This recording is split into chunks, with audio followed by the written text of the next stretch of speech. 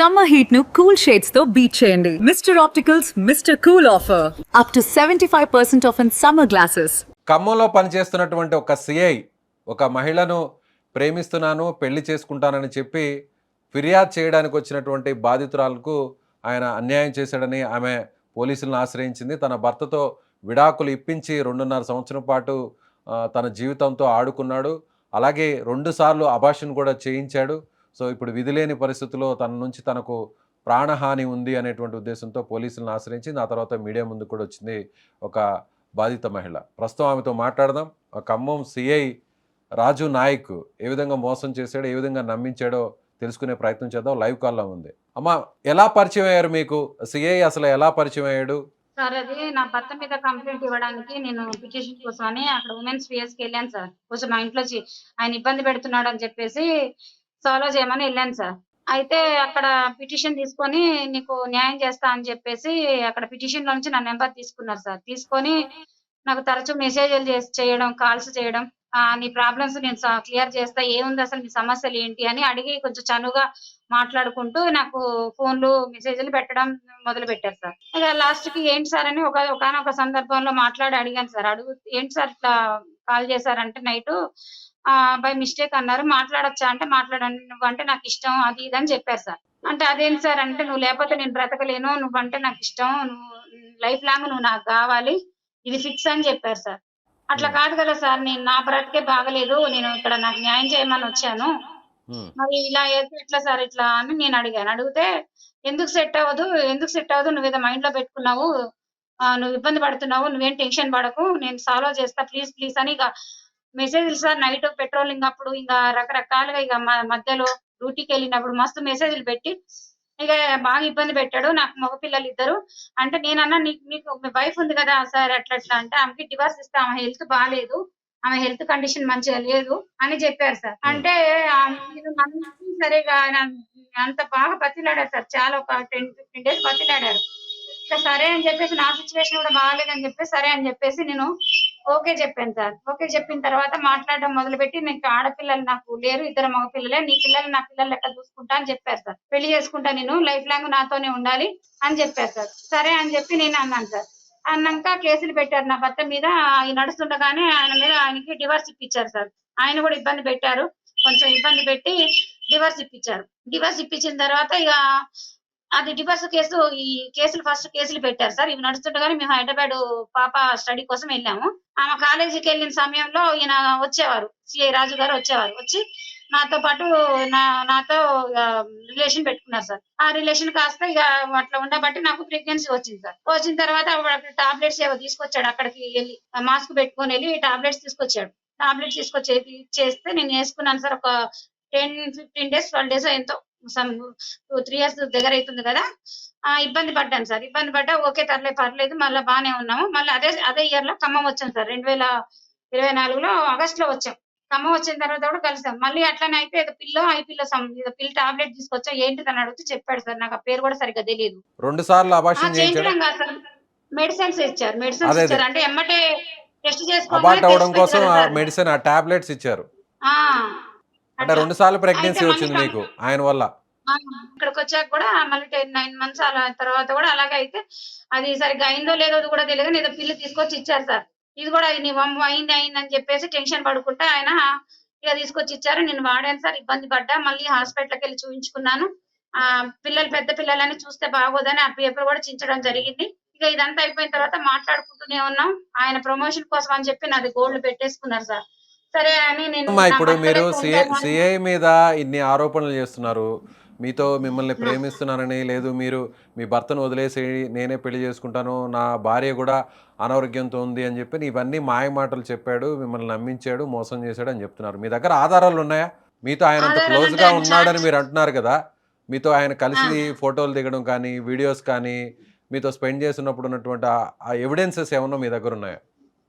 Sir, నాకు night patrolling వచ్చి అంటే కొన్ని ఉండే సార్ నా దగ్గర, ఇప్పుడు వరకు ఉన్నాయి అంటే చూపిస్తా సార్.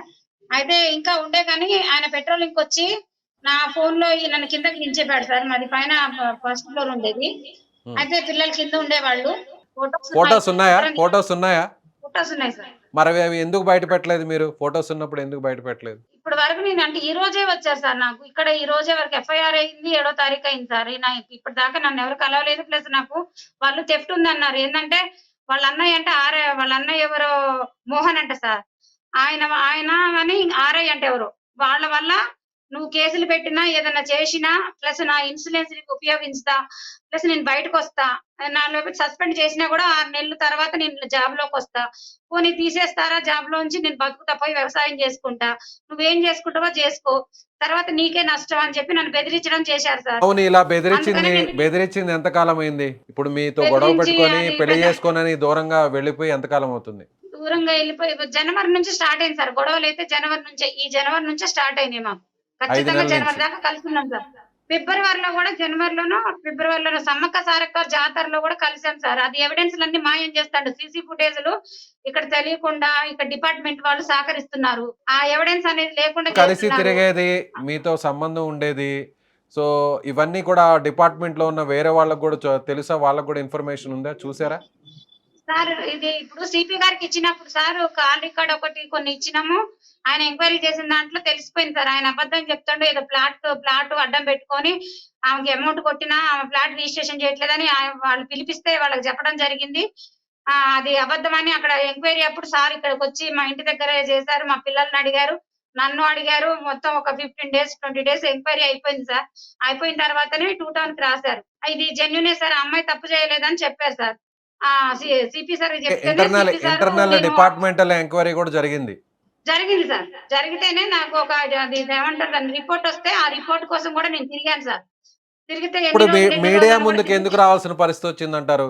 ఓకే. ఇప్పుడు ఓవైపు డిపార్ట్‌మెంటల్‌గా ఎంక్వైరీ జరుగుతుంది. అతని మీద గూడా అది నేరం రుజువైతే చర్యలు గూడా తీసుకునే అవకాశం ఉంది. మీకు గూడా ఏదన్నా న్యాయం జరిగేటువంటి అవకాశం ఉంది. అంటే అలాంటప్పుడు మీరిప్పుడు నాకేమన్నా ఇప్పుడు మీడియాకి రావడం యెస్. చెప్పండి. ప్రొటెక్షన్ ఉంటదని వచ్చాను సార్. నాకు భయపెట్టిస్తున్నారు ఆయన.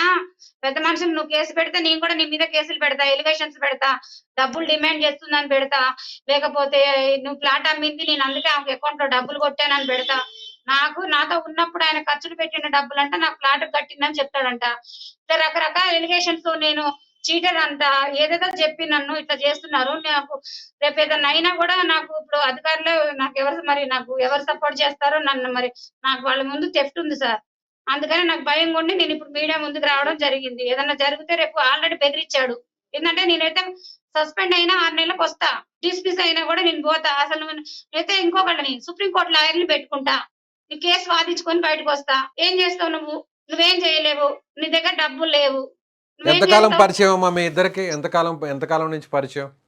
2 ½ ఆల్‌మోస్ట్ అంటే ఇక ఖర్చుగా మేము చెప్పాలంటే ఎఫ్ఐఆర్‌తో కలిపితే 2.5 సంవత్సరాలు సార్. అవతల కూడా 2, 3 నెలలు, 4 నెలలు తెలుసు గానీ, ఇక ఎఫ్ఐఆర్ అంటే ఎఫ్ఐఆర్‌తో నువ్వైతే 2.5 సంవత్సరాలు అయితుంది సార్. ఎంత వయసుంటది ఆయనకి? మా ఆయన మీద ఎఫ్ఐఆర్ అయింది గదా! అప్పుడు ఆ డేట్ నుంచి చూసుకుంటే 2.5 సంవత్సరాలు. ఆయనకి ఎంత వయసుంటుందమ్మా? ఆయనకి 45 సంవత్సరాలు సార్. అయితే వేరేటామె కూడా ఉంది సార్. అది దాని వల్ల నేను ఇప్పుడు డివైడ్ అయిదాం అనుకున్నాను. లేకపోతే మ్యారేజ్ చేసుకుంటాడని నేను ఖచ్చితంగా అడుగుదామని నేను ముందుకు సార్ వాళ్ళని అడిగితే ఆల్రెడీ ఇంకొక ఆమె ముందుకొచ్చింది. నాకు ఫోన్‌లు చేయడం. నేనంటే ఇష్టం. ఆమె ఒక మీతో 40 ఇయర్స్, గాకుండా 50 ఇయర్స్ ఇంకొక ఉంటాయి. ఆమెతో కూడా సంబంధం ఉందంటారా? ఇప్పుడు భార్య గాకుండా, మీరు గాకుండా ఆ! ఇంకొక ఆమెతో కూడా ఆయనకి సంబంధం ఇంకొక ఉందంటారా? ఆల్రెడీ నాకంటే ముందే ఉందంట సార్. ఇల్లందులో జాబ్ చేస్తుండంట ఆయన. జాబ్ చేస్తుంటే పరిచయం అయిందంట. ఆ విషయం దాచిపెట్టి మళ్ళీ నన్ను పెళ్లి చేసుకుంటా అని చెప్పి, నన్ను ప్రేమిస్తున్నా అని చెప్పి, ఇట్లా రకరకాల ఇబ్బందులు చేసి ఇట్లా దగ్గరయ్యి మాకు అంతులేని ప్రేమ చూపించి ప్లస్ లాస్ట్‌కి ఇట్లా చేయడం మళ్ళీ భార్యతో కొట్టించి అక్కడ హైదరాబాద్‌లో ఇబ్బంది పెట్టి రెండింటికి ఎవరిని సార్ నేను రెండింటికి భార్యతో ఎవరిని బస్సెక్కొచ్చాను కొట్టించారు? హైదరాబాద్‌లో. భార్యతో ఎవరిని నన్ను కొట్టించారు? కొట్టించారు. ఓకే. వాళ్ళ భార్యతో నన్ను వైఫ్ కొట్టింది కొట్టించారు సార్. మిమ్మల్ని. హ్మ్. ఆ! మాట్లాడుకుందాం రండి అని గొడవలొద్దు, ఏమొద్దు మాట్లాడుకుందాం, సాల్వ్ చేసుకుందాం అని చెప్పి పిలిపిచ్చారు సార్. హ్మ్. పిలిపిచ్చి అది కూడా వాళ్ళ ఆమె లేదని చెప్పింది. లేదని చెప్పి అక్కడికెళ్ళగానే ఆమె రెండింటికి వచ్చి కొట్టి చిత్రహింసలు పెడితే నేను రెండింటికి అక్కడ ఆ కేసు పెట్టి హాస్పిటల్‌లో చూపించుకొని రెండింటికి బస్ ఎక్కితే నన్ను ఎక్కడ ఆ బస్సులు దొరకకపోతే ఎక్కడో కిలోమీటర్ దూరంలో బస్ స్టాండ్‌కి దించితే అక్కడ డివైడర్ లేదు. బట్టలన్నీ చినిగిపోయినాయి. నా బాధ దేవుడికి తెలవాలి సార్. అక్కడ హ్మ్. ఎట్లా దూకాలో సడన్ సడన్‌గా ఇబ్బందులు చాలా పడి నేనొచ్చి బస్ స్టాండ్‌కొచ్చి బస్ ఎక్కిన. తెల్లవారి ఇంటికొచ్చాను సార్ ఆ బట్టలతోనే నేను. నన్ను ఎంత చిత్రహింసలు పెట్టారంటే భార్యాభర్తలు మస్తు చిత్రహింసలు పెట్టారు. ఇప్పుడు మీ భర్తని మీరు విడాకులు తీసుకున్నారా? మీ భర్తకు మీరు దూరం అయిపోయారా? ఇప్పుడు ఈ సీఐ పరిచయం అయిన తర్వాత ఇప్పించారు. విడాకులు విడిపోయినాం, ఇప్పించారు. అయిపోయింది. ఇంటికి సిఐ గారు ఏం పేరు సీఐ గారి పేరు? ఏం పేరు? రాజు నాయుడు. రాజు నాయక్. రాజు ఎస్. నాయుడు. ఈ రాజు నాయకే మీరు కంప్లైంట్ ఇచ్చిన తర్వాత మీతో ఆయన పరిచయం అయిన తర్వాత దగ్గరుండి మీకు మీ భర్త నుంచి విడాకులు ఇప్పించాడు. మీకు మీ భర్తకి గొడవలు అవుతున్నాయని. అవును సార్. ఆ తర్వాత ఆయన మీతో ఎఫ్ఐఆర్ కంటిన్యూ చేశారు. మిమ్మల్ని ప్రేమిస్తున్నాను, పెళ్లి చేసుకుంటానని మోసం చేశాడు. అంతేనా మీరు చెప్పేది? మోసం చేసి మీ అదే భర్తకి సార్, అదే మీ గోల్డ్ భర్తతో తీసుకు మీకు వివాహమై ఎన్ని సంవత్సరాలు అవుతుంది? వివాహం అయ్యి దగ్గర దగ్గర మాకు 19 ఇయర్స్ సార్. ఆయన నమ్ముకొని ఆయన చెప్పిండని ఆయన మాట మీద నేను నా అన్ని ఇయర్స్ వివాహ జీవితాన్ని కూడా వద్దనుకొని నేను ఆయన్ని ఇది చేస్తే ఆయన నన్ను ఇట్లా చేయడం కరెక్ట్ కాదు. 19 సంవత్సరాలు అయింది మీరు పెళ్లి చేసుకుని, మీకు 19 సంవత్సరాలు అయింది. సో మీ భర్తతో గొడవ రావడం వల్ల మీరు పోలీస్ స్టేషన్ ఆశ్రయించారు. సో అది అదనంగా చూసుకొని ఆయన మీతో సంబంధం పెట్టుకొని మిమ్మల్ని మోసం చేసి మీ భర్తకు దగ్గరుండి విడాకులు ఇప్పించారు. మీకు పిల్లలు ఉన్నారా? ఉన్నారు సార్. ఎంతమంది పిల్లలు ఉన్నారు? వాళ్ళ వయసు ఎంతమ్మా? వాళ్ళది 17 సంవత్సరాల ఒక అమ్మాయి, 20 సంవత్సరాల ఒక అమ్మాయి సార్.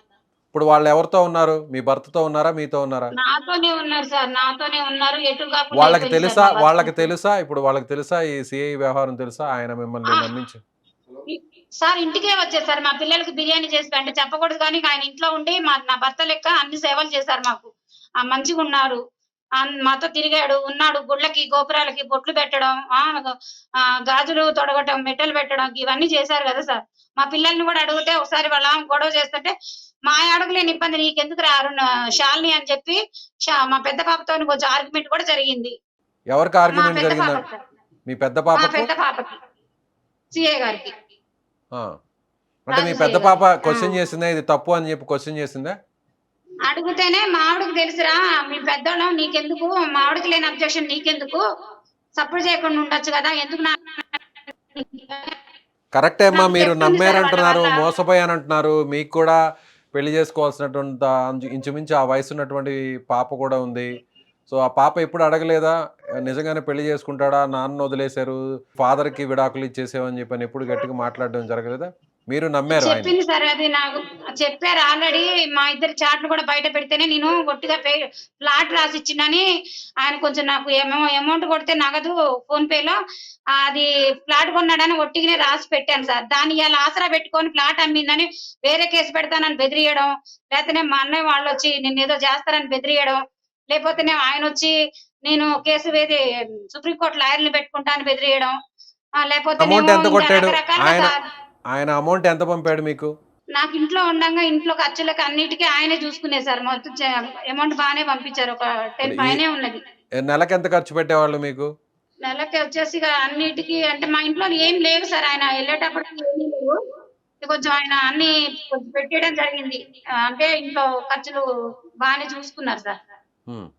అవును, అదే మీరు ఆ. ఫ్లాట్ కొనుక్కోవడానికి కూడా అవసరమైన డబ్బులు కూడా ఇచ్చారంటున్నారు కదా, అది ఎంత ఇచ్చాడు అంటున్నా నేను.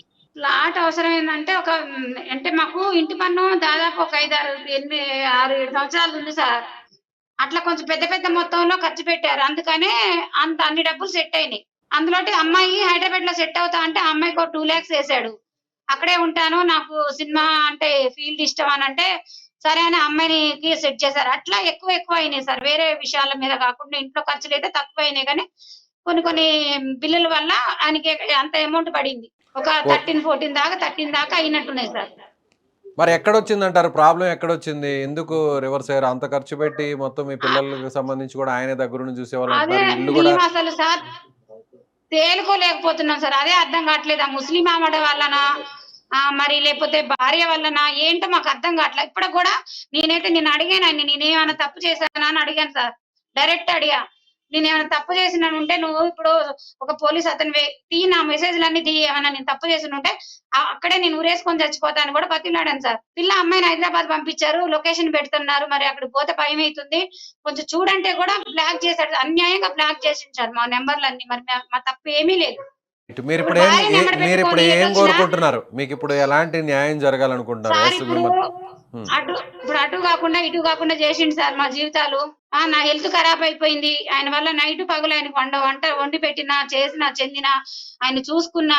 మరి వేరే వాళ్ళకి కూడా రేపు ఇంకొకరికి ఇట్లా కాకుండా నాకేం న్యాయం చేస్తారో పోలీసు వాళ్ళని నేనైతే కోరుకుంటున్నా. నాకైతే రేపు ఎలాంటి ఇది జరిగినా కూడా మరి నాకు మరి పోలీస్ వాళ్ళు సాయం చేయాలి. సో ఇది ఖమ్మం పోలీస్ స్టేషన్లో జరిగినటువంటి ఒక వివాహేతర సంబంధానికి సంబంధించినటువంటి అప్డేట్.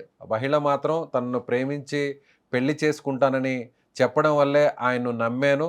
సో ఆయన నమ్మడం వల్లే తన భర్తకు కూడా విడాకులు ఇచ్చేశాను. ఇప్పుడు ఇద్దరు పిల్లల భవిష్యత్తు కూడా తనకు అర్థం కాని పరిస్థితి ఏర్పడింది. సో ఇప్పుడు తనను బెదిరిస్తున్నాడు. పోలీసులను ఆశ్రయించడం వల్ల నువ్వేం చేసుకుంటావో చేసుకో, నేను ఎంత దూరమైనా వెళ్తాను, నిన్ను మాత్రం వదిలిపెట్టను అంటూ బెదిరించడం వల్ల ఇక చేసేది ఏం లేక మీడియా ముందుకు రావాల్సినటువంటి పరిస్థితి వచ్చింది. పోలీసులు కూడా ఎంక్వైరీ చేస్తున్నారు. ఎంక్వైరీలో కూడా తనదే తప్పు, తనే దోషి అని కూడా తేలినట్లుగా ఆమె చెప్తుంది. ఏదేమైనా మొత్తానికి ఖమ్మంలో ఉన్నటువంటి ఒక సిఐ చేసినటువంటి ఈ ఉదంతం ఇప్పుడు ఆ జిల్లాలోనే సంచలనంగా మారింది. మరి ఉన్నతాధికారులు ఇప్పుడు ఎలాంటి చర్యలు తీసుకుంటారో, అలాగే ఈమెకు ఏ విధంగా న్యాయం చేస్తారో కూడా చూడాల్సినటువంటి పరిస్థితి.